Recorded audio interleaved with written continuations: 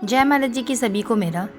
आओ तूफानों आ जाओ, देखें किसमें कितना दम है। ना तुम्हारी गति में धीमापन, ना मेरे हौसले मध्यम है।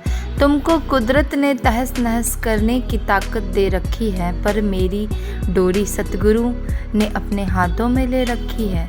मेरी श्रद्धा अटूट है और विश्वास भी न कुछ कम है। आओ तूफानों आ जाओ, देखें किसमें कितना दम है।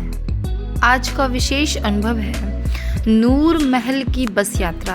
राखी की छुट्टियों से 2 दिन पहले हमारे परिवार में यह वार्ता चल रही थी कि हम इन छुट्टियों में घूमने के लिए कहाँ जाएं। कोई हरिद्वार कह रहा था तो कोई किसी अन्य तीर्थ का नाम ले रहा था।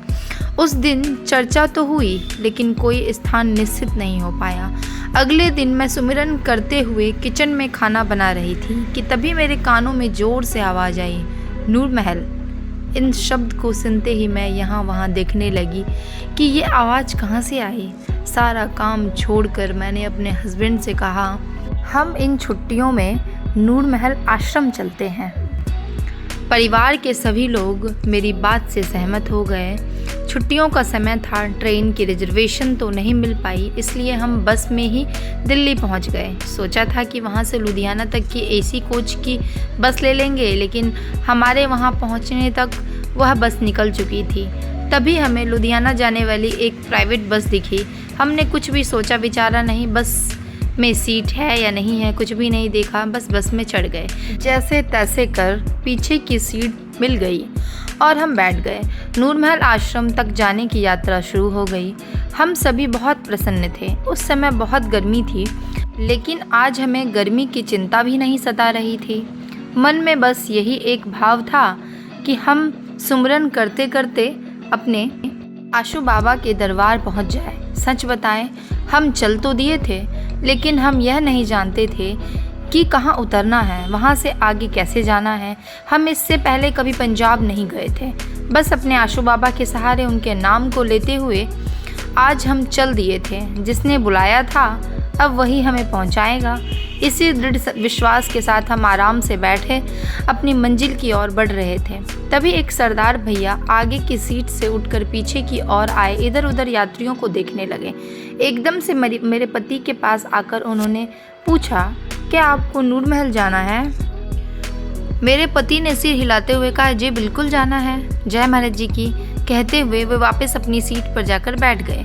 थोड़ी देर बाद वो भैया फिर से अपनी सीट से उठे और पीछे आ गए। मेरे हस्बैंड का लॉकेट देखते हुए वो बोले, आप लोग नूर महल जाएंगे ना? मेरे पति ने फिर से कहा, जी हमें नूर महल आश्रम जाना है। यह सुन उन्होंने हम सभी की ओर देखते हुए कहा, आप लोग परेशान मत होइए, आपको नूर महल तक ले जाने की सेवा अब मेरी है। हमने पूछा सेवा कैसी सेवा? वे बोले, मैं नूर महल आश्रम में सेवा के लिए जा रहा हूँ। मेरे सिर में आजकल बहुत दर्द रहता है। अभी मैं बस में बैठकर साधना कर रहा था तो मेरे मन ही मन महाराज जी से कह रहा था, महाराज जी मेरे सिर में इतना दर्द हो रहा है कि मैं आश्रम में जाकर सेवा कैसे कर पाऊंगा। तभी मेरे अंतर जगत में गुरु महाराज जी ने दर्शन दिए और बोले, तुम चिंता क्यों करते हो, मैं तुम्हारी एक बहुत बड़ी सेवा लगा रहा हूँ। इसी बस में पीछे एक परिवार बैठा है, वो आगरा से आ रहा है, तुम्हें उन्हें नूर महल आश्रम लेकर आना है, यही तुम्हारी सेवा है। अपने इस अनुभव को सुनाकर वे बोले, अब आप आराम से अपना सफ़र कीजिए, मैं अपनी सेवा को अच्छे से पूरा करूँगा, आपको गुरु दरबार तक पहुँचा दूँगा। उन्हीं भैया के साथ हम लोग लुधियाना उतरे, फिर वहाँ से आगे नूर महल गए। सब कुछ इतनी सहजता से होता चला गया कि हमें किसी परेशानी का सामना नहीं करना पड़ा। जिसने बुलाया था उसने पहुँचा भी दिया। ऐसे कृपा निधान गुरुदेव को धन्यवाद अर्पित करने के लिए हमारे जीवन के शब्दकोश में कोई शब्द ही नहीं है। हम बस अपना सारा जीवन इन्हीं के श्री चरणों में अर्पित कर देना चाहते हैं। जय महाराज जी की सभी को।